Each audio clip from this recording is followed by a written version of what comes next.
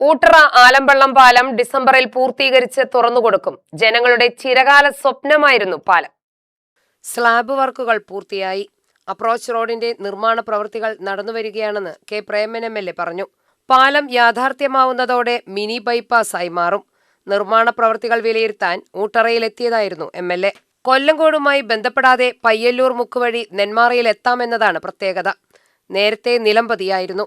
ജനങ്ങളുടെ മുറവിളിയെ തുടർന്നാണ് ഊട്ടറ ആലമ്പള്ളം പാലത്തിന്റെ നിർമ്മാണ പ്രവൃത്തികൾക്ക് തുടക്കം കുറിച്ചത്. ചെറുവാഹനങ്ങൾ മാത്രമായിരുന്നു നിലമ്പതിയിലൂടെ പോയിക്കൊണ്ടിരുന്നത്. പുതിയ പാലത്തിലൂടെ വലിയ വാഹനങ്ങൾക്കും കടന്നുപോകാൻ കഴിയുമെന്നും MLA പറഞ്ഞു. ഊട്ടറ മുതൽ കോവിൽമുക്ക് വരെ റോഡ് വീതി കൂട്ടുമെന്നും യുദ്ധകാലാടിസ്ഥാനത്തിലാണ് നിർമ്മാണ പ്രവർത്തനങ്ങൾ നടക്കുന്നതെന്നും MLA അറിയിച്ചു.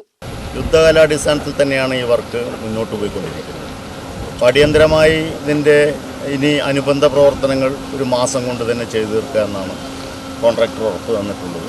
അതിനനുസരിച്ച് തന്നെ നമ്മുടെ ഉദ്യോഗസ്ഥന്മാരും അതിനോടൊപ്പം നല്ല ശ്രമകരമായ പ്രവർത്തനങ്ങളാണ് ഏറ്റെടുത്ത് മുന്നോട്ട് പോകുന്നത്.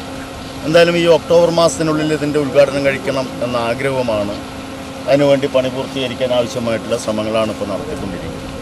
ഇനിയിപ്പോൾ ഇതിൻ്റെ ലിങ്ക് റോഡുമായി ബന്ധപ്പെട്ട ഫണ്ട് അനുവദിക്കലും മറ്റു കാര്യങ്ങളും ഇപ്പോൾ ഇതിൽ ബാലൻസ് വരുന്ന പണം ഉപയോഗപ്പെടുത്തി ബാക്കി ആവശ്യമായ തുക കൂടി വിനിയോഗിച്ചുകൊണ്ട് വേണം ബാക്കി പ്രവർത്തനങ്ങൾ ആരംഭിക്കാൻ.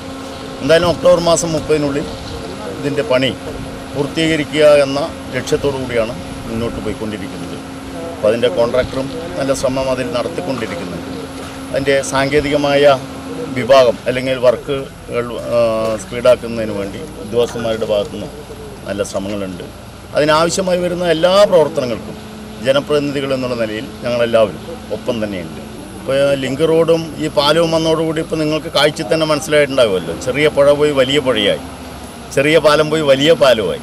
അപ്പോൾ എന്തായാലും ഏറ്റവും അടുത്ത് അല്ലെങ്കിൽ ഏറ്റവും ഗതാഗത സൗകര്യം തുറക്കുന്നൊരു റോഡായി മാറും ഇത്. അപ്പോൾ അതിനനുസരിച്ചുള്ള വിപുലീകരണവും അതിനനുസരിച്ചുള്ള പ്രവർത്തികളും വരുന്നാളുകൾ വേണ്ടിവരും. ടൗണിലെ തിരക്കൊഴിവാക്കാൻ ഈ പാലം യാഥാർത്ഥ്യമാകുന്നതോടുകൂടെ ഒരു പരിധിവരെ കഴിയും.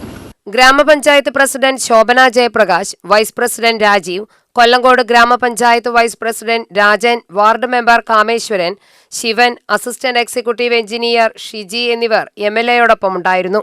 UTV news, Palakkad.